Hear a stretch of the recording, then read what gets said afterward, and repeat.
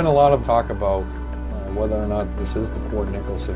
Very important to us to identify the ship to prove beyond a shadow of a doubt that it is. So what we did is we'd already had a lot of data of like the ship anchor, the length of the ship on sonar.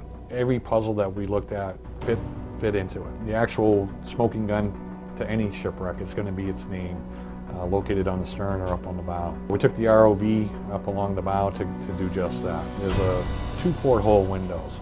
And if you look at the ship historically, off of the forecastle, the raised portion of the main deck on the bow, the ROV travels down about 5 windows to get to the double set. They're very close together. We wanted to, one, identify that there was the correct number of portholes and then see a double set of portholes. We do. So then we make our maneuver, down below them, and the first letters, if it is a Port Nicholson, you should see is the letter I and the letter C. As the ROV begins its descent off the double windows, and sure enough, within a short period of time, you can see the I come into view on the left-hand side of the screen and the C right next to it, just like it should be. These letters are camouflaged due to biological life and decay and oxidization of the metal.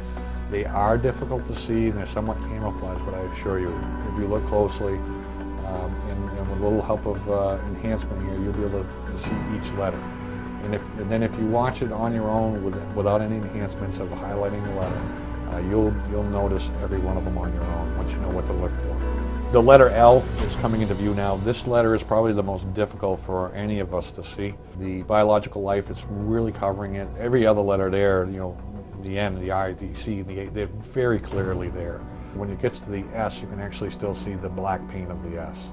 But this clearly identifies this vessel as a Port Nicholson. There's no way it's no other ship. This being within X number of miles away from the historical data of where she sank, there's just there's no shadow of a doubt here that it's not the right ship. And that being said, knowing what was on board her makes this a pretty exciting operation. Next mission, that when we do go out to work with the vessel, these letterings have become somewhat important. We'll actually be going up there and cleaning these letters up so they're more legible.